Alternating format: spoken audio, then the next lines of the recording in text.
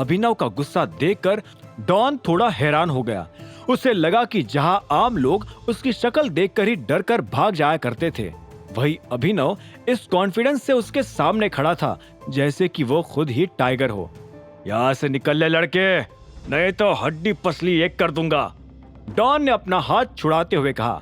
अभिनव का गुस्सा उसकी धमकी सुनकर और भभक उठा और उसने उसका हाथ मरोड़कर उसके पैर पर लात मार के नीचे गिरा दिया। उसे फिलहाल अपने एक्शन पर भी कंट्रोल करना था क्योंकि डॉन आखिर उसी का ही आदमी था। उसे नीचे गिराकर उसने फिर ऊपर चाहत की ओर देखकर पूछा, तुम ठीक तो हो ना? चाहत का मुंह खुला का खुला रह गया था। उसे लगा नहीं था कि अभिनव में इतनी ताकत थी कि वो डॉन जैसे हट्टे कट्टे आदमी को भी इतनी आसानी से उठाकर पटक दे। साथ ही उसे ये भी महसूस हुआ कि आज दूसरी बार अभिनव उसे बचा रहा था। ये सोचते हुए ही उसने अभिनव के पीछे देखा और वो चिल्ला पड़ी, संभाल के! अभिनव तुरंत ही पीछे पलटा और डॉन का जोरदार मुक्का उसके पेट में लग गया। डॉन का पंच खाते ही अभिनव का पूरा शरीर हिल गया। भले उसने अपने आप को नीचे गिरने से बचा लिया था, लेकिन फिलहाल उससे अपने पेट में दर्द भी बहुत हो रहा था। चाहत तुरंत ही उसे संभालने उसके पास आ पहुंची। अभिनव तुम ठीक हो? उसने फिर डॉन की ओर देखा और कहा, तेरी हिम्मत कैसी हुई गुंडे? क्या बोली? डांस फ्लोर पर सभी लोगों को अब महसूस हो गया था कि लड़ाई शुरू हो गई है, इसीलिए वो हड़बड़ी में वहां से भागने लगे। म्यूजिक अभी भी चल रहा था, लेकिन डीजे ने अब उसकी वॉल्यूम कम कर दी थी।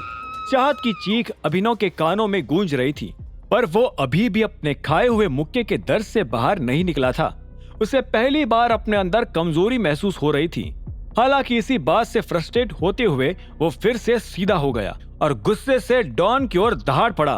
उसको छोड़ दे, नहीं तो ठीक नहीं होगा। अभिनव गुर्राते हुए डॉन को देखे जा रहा था। अभिनव के शरीर में अभी भी दर्द था। उसके लिए अपनी जगह से हिल पाना भी मुश्किल था।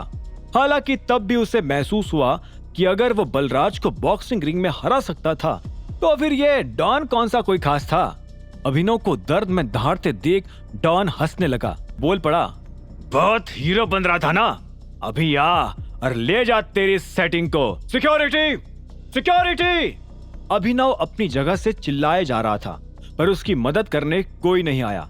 सभी लोग बस तेज म्यूजिक के बीच लड़ाई देखकर इधर उधर भागे जा रहे थे और अब उसके और अभिनव के बीच कुछ और गुंडे भी आकर खड़े हो गए थे। यह मोंटी बिजनेस तो ठीक से नहीं कर पाया, लेकिन माफिया को भी अपने कंट्रोल में नहीं रख सका। पता नहीं वो सच में कम अकल है या फिर जानबूझकर ऐसा कर रहा है।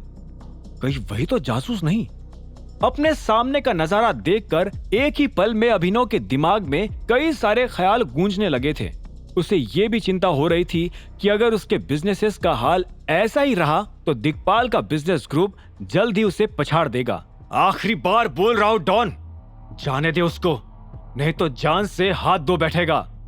अभिनव जैसे तैसे एक कदम आगे आते हुए चिल्लाया, जिसके जवाब में डॉन जोर जोर से हंसता हुआ उसकी नजरों से गायब हो गया। अभिनव उसके पीछे जा पाता इससे पहले ही सामने खड़े उसके गुंडे उसे मारने दौड़ पड़े। अभिनव को समझ आ गया था कि अब पेट के दर्द को भूलकर इन लोगों की अकल ठिकाने लगाने का वक्त था। जैसे ही पहला गुंडा अभिनव के ऊपर कूदा, उसने पलटकर उसे अपने पंजे जैसा हाथ मारते हुए दूर फेंक दिया। इसी वक्त वो पीछे से आती हुई दूसरे गुंडे की हॉकी स्टिक से भी बचा और फिर उसने उसके चेहरे पर लात मारकर उसे नीचे गिरा दिया।